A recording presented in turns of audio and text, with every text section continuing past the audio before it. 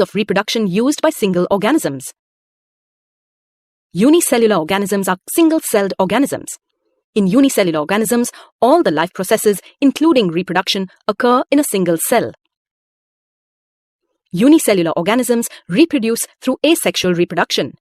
In asexual reproduction, there is no union of sex cells or gametes, and the offsprings produced are from a single parent.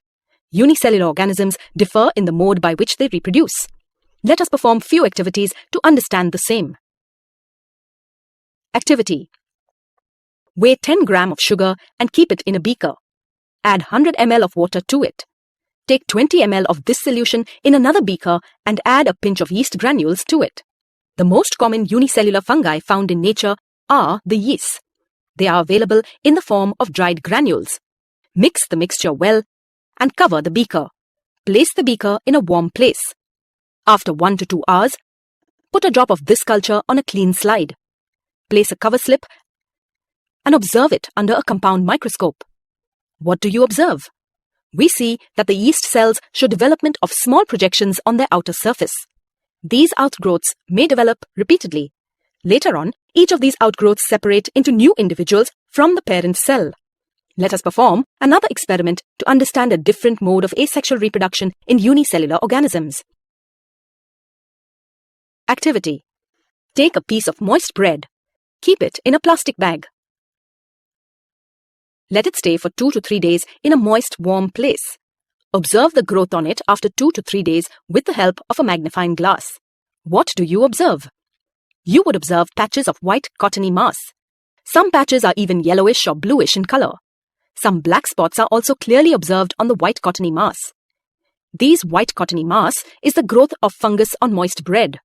Now let us compare the results of the activities performed. From the first activity, we could understand that the yeast cells show a small outgrowth from the parent cell. This small outgrowth then develop repeatedly and separate itself from the parental cell and live independently. On the other hand, the fungus grows on a piece of moist bread and forms cottony mass.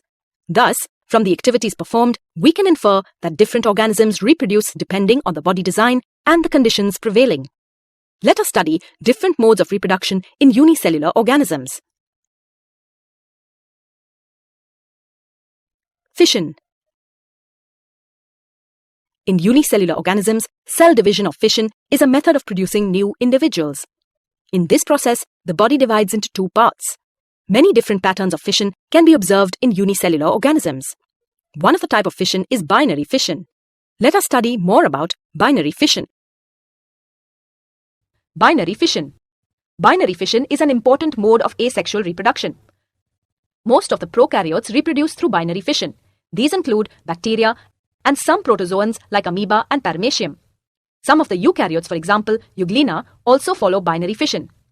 In this method, the parent cell divides into 2 equal or nearly equal parts. Each of these parts is an individual cell and has the potential to grow and get to the same size as that of the parent organism. In amoeba, the division can occur in any plane throughout the body of the organism. This type of fission is known as simple binary fission. In some organisms, the division occurs in a fixed plane through specific axis, either horizontal or vertical. For example, in paramecium, the fission occurs in a transverse plane and is called transverse binary fission. While in euglena, the fission occurs through longitudinal axis and is called longitudinal binary fission. Let us perform an activity to understand the process of binary fission in amoeba using permanent slides. Activity: to observe a permanent slide of amoeba under a microscope. Focus the permanent slide under a compound microscope, first under low power. Adjust the slide under high power. What do you observe? You would observe an unicellular amoeba showing no movement. Now let us observe a permanent slide of amoeba showing binary fission. Activity: to observe a permanent slide of amoeba showing binary fission, the slide should be first focused under low power of a compound microscope and then adjusted to high power. Now, observe the slide.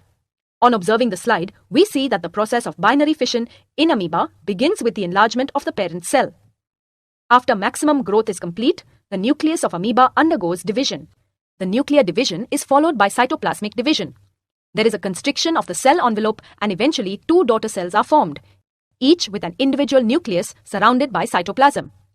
In this way, one parent amoeba divides to form two smaller amoebae through the process of binary fission.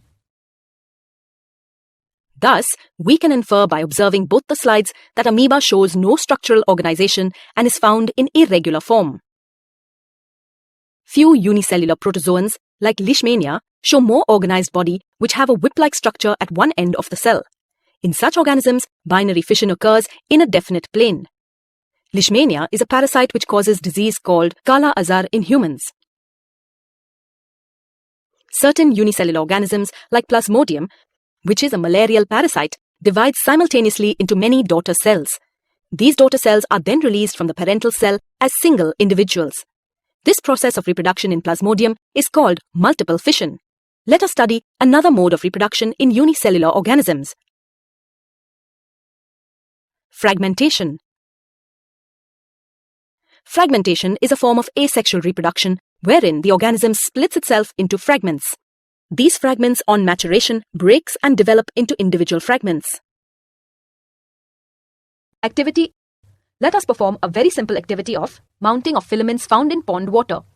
Collect slimy green filaments from a pond in a glass bottle or a watch glass. Put 1 or 2 filaments on a slide and put a drop of water. Put a cover slip and observe it under the compound microscope. The green filaments collected from the pond water are algae. The freshwater filamentous forms of algae are Zygnema, Odogonium, Spirogyra, etc. On the slide, we observe filaments of Spirogyra with ribbon-like chloroplasts. The filaments easily break into pieces.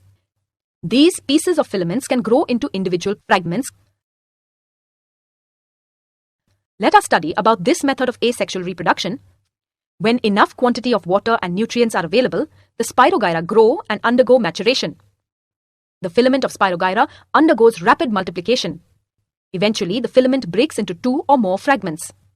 The cells in each of these individual fragments enlarge, followed by the increase in the number of cells due to subsequent mitosis. Thus, each fragment grows and develops into mature filament. Thus, we can understand that certain multicellular organisms, like Spirogyra, reproduce through the process of fragmentation. Spirogyra shows simple body organization and follows simple reproductive method. However, all multicellular organisms cannot divide cell by cell. For example, human beings are multicellular organisms and show a complex body organization. Specialized cells are organized as tissues, and tissues are organized to form organs. These organs form an organ system which functions in a definite manner. In such organized organisms, cell-by-cell division is not possible. Thus, such multicellular organisms need more complex ways to reproduce. A basic strategy used in multicellular organisms is that different cells perform different specialized functions. The process of reproduction in such organisms takes place through specific cells. These specific cells are capable of growing and proliferating. Regeneration. Some animals possess a very high capacity of regeneration. They can reconstruct their entire body from the isolated body cells. There are specialized cells which carry out regeneration. Regeneration power can help some animals in their reproduction. Let us study more about this aspect of regeneration. The capacity to regenerate differs in different organisms and is found to be very high among some animals. For example, hydra, sponges, ribbonworm, starfish, planaria, etc. They are capable of reconstructing the entire organism just from a single cell of the body. Certain cells of the body become specialized to carry out regeneration. These cells proliferate by division and eventually increase in number. These cells later on develop into various cell types and tissues, thus help in the production of new organism. The changes in the cells take place in an organized manner, which is referred as development. However, regeneration is different from reproduction, as most of the organisms do not possess the characteristic to regenerate. Also, the organisms that possess this characteristic do not depend on any external force or any natural effect that would cause them damage, and they are able to reproduce. Let us study the example of planaria, which is a type of flat worm. When planaria is cut into many pieces, each piece develops into an entire organism. This process occurs only if the body of planaria somehow gets cut up into pieces. But animals cannot depend on this event for the process of reproduction to occur. Hydra uses its regenerative cells for its reproduction. Let us study this process. Budding. Budding is another method of asexual reproduction. The term bud means a small outgrowth from the body of a living organism. In budding, a small part of the body of the parent organism grows out as a bud and then detaches and becomes a new organism. Animals like hydra, sea anemones, sponges, and corals reproduce by this method. Organisms such as hydra use regenerative cells for its reproduction. This process is known as budding. Hydra is a simple multicellular animal that reproduces asexually by budding. It lives in fresh water and its body has a central cavity.